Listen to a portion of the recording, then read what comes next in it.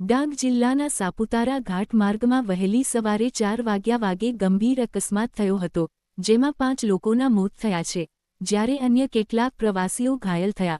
ડાંગ જિલ્લાના સાપુતારા ઘાટ માર્ગમાં આજે વહેલી સવારે 4 વાગે ગંભીર અકસ્માત થયો હતો, જેમાં 5 લોકોના મોત થયા છે, જ્યારે અન્ય કેટલાક પ્રવાસીઓ ઘાયલ થયા છે. સાપુતારાથી 2.5 કિલોમીટર તરફ જતા રસ્તામાં માલેગામ ફોરેસ્ટ ગેસ્ટહાઉસની સામેના ઘાટમાં નાશિક તરફથી આવતી એક ખાનગી બસ 35 ફૂટ ઊંડી ખીણમાં ખાબકી હતી. બસનો ગંભીર અકસ્માત. પ્રાપ્ત માહિતી અનુસાર સાપુતારા નજીક એક મોટી દુર્ઘટના સામે આવી છે, જ્યાં ચારધામની યાત્રા કરીને પરત ફરી રહેલી એક ખાનગી બસ નંબર UP 920364 35 ફૂટ ઊંડી ખીણમાં ખાબકી હતી. આ બસમાં મધ્યપ્રદેશના 48 જેટલા પ્રવાસી સવાર હતા. ઈજા પામનાર મુસાફરો પૈકી 35 જેટલા ઘાયલોને CHC શામઘાન સરકારી દવાખાનામાં લઈ જવામાં આવ્યા છે. અકસ્માતની જાણ થતાં પોલીસ અધિકારી તેમજ એડિશનલ કલેક્ટર ઘટનાસ્થળે પહોંચીને બચાવ અને રાહતકાર્ય હાથ ધર્યું છે. પોલીસ ઘટનાસ્થળે પહોંચી આ ગંભીર અકસ્માતમાં 2 મહિલા અને 3 પુરુષ મુસાફરના મૃત્યુ નિપજ્યા છે.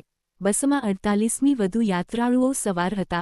અકસ્માત એટલો ભયાનક હતો કે બસ સીધી ખીણમાં જઈને પડી હતી. આ દુર્ઘટનામાં અન્ય અનેક મુસાફરોને નાની મોટી ઈજાઓ પહોંચી છે. સ્થાનિક પોલીસ અને તાત્કાલિક સેવાઓની ટીમો ઘટનાસ્થળે પહોંચી ગઈ હતી અને બચાવ કામગીરી હાથ ધરવામાં આવી હતી. ઘાયલોને નજીકની હોસ્પિટલમાં સારવાર માટે ખસેડવામાં આવ્યા છે.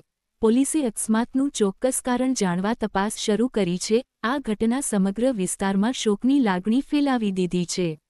મધ્યપ્રદેશના યાત્રીઓ ઘાયલ થયા. ઉત્તર પ્રદેશની આ બસ છે, જેમાં 48 ઘાયલોને નજીકના CHC સામઘાન ખાતે ખસેડવામાં આવ્યા હતા, જેમાં એકને સુરત સિવિલ હોસ્પિટલમાં રિફર કરાયા છે, જ્યારે 17ને આહવા સિવિલ હોસ્પિટલમાં રિફર કરવામાં આવ્યા છે. મધ્યપ્રદેશના મુસાફરો ઉત્તર પ્રદેશની ગાડીમાંથી ગુના, શિવપુરી, અશોકનગરના રહેવાસીઓ ઘાયલ થયા છે. જેમાંના રતનલાલ જાટવ, બોલારામ કોસવા, બીજરોની યાદવ, પપ્પુ, ગુરીબાઈ રાજેશ યાદવ, કમલેશભાઈ બિરપાલ યાદવ, બોઈરામ કોરસાવા ઘાયલ થયા છે.